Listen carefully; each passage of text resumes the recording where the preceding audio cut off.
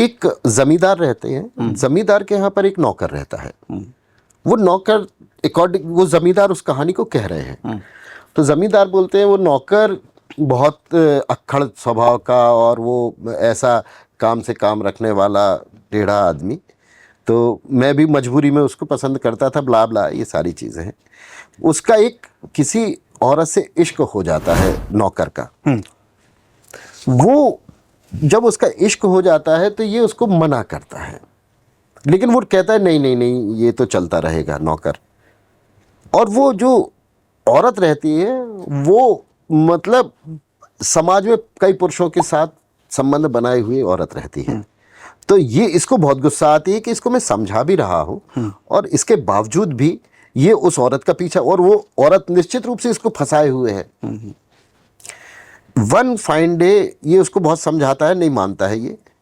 One fine day वो नौकर उसके पास आता है, जमींदार के पास, और बोलता है कि साहब वो भग गई।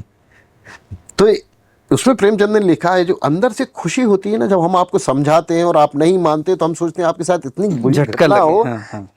अभी अंदर ही अंदर खुश हो रहे हैं कि ये बहुत अच्छा हुआ कि वो भाग गई। अब इसको अकल आएगी कि मैं समझाता था। तो ये कहता है देखो मैं कह रहा था पहले ये नौकर बोलता है नहीं साहब वो ऐसी है नहीं है। इसको फिर गुस्सा आता है, क्या जी? बोले मैं उसको ढूंढने जा रहा हूँ। तो बोले कहाँ ढूंढोगे? बोले वो तो कहीं तो मिलेगी। भैया ये बहुत समझाता, लेकिन ये नौकर है, चला जाता है उसको ढूंढने के लिए। करीब 2 महीने बाद वो नौकर लौटता है। 2 महीने बाद नौकर लौटता है, गोद में एक बच्चा होता है, उसको लेकर के लौटता है। तो ये पूछता है कि आ गए? बोले हाँ। बोले मिल गई? बोले हाँ मिल गई। बोले कैसे मिली? बोले वो अपनी एक दोस्त को कह के गई थी कि जब वो बहुत ज़्यादा परेशान करे और तुम्हें ये लगने लगे कि अब नहीं संभल रहा है, तो फिर उसको बता देना कि हम फलानी जगह पर हैं, शायद लखनऊ की गए हुए हैं। तो बोलता है अच्छा। जमींदार बोल को आश्चर्य होता है। बोले हाँ साहब वो उसने मुझे टेस्ट किया कि मैं उसे चाहता हूँ कि नहीं चाहता हूँ। जब उसको यकीन हो गया कि मैं उसे चाहता हूँ तो उसने फिर मुझे एड्रेस दिया। तो बोले ये बच्चा किसका है? बोले साहब मेरा है। बोले तुम्हारा बच्चा है? बोले हाँ। बोले तुम्हारे और उसकी शादी को कितने समय हुए? बोले साहब 3 महीने। बोले 3 महीने तुम्हारी शादी को हुए और कह रहे हो तुम्हारा बच्चा है? बोले हाँ बच्चा हमारा है।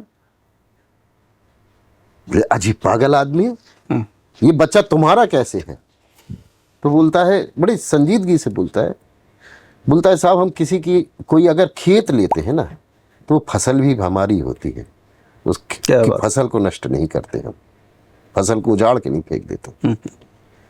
जमींदार का मतलब उसमें जो कमेंट है कि इतनी ऊंची सोच वाला आदमी जिसको मैं नीचा देख मानता था वो उसने आज मुझे कितना नीचा कर दिया।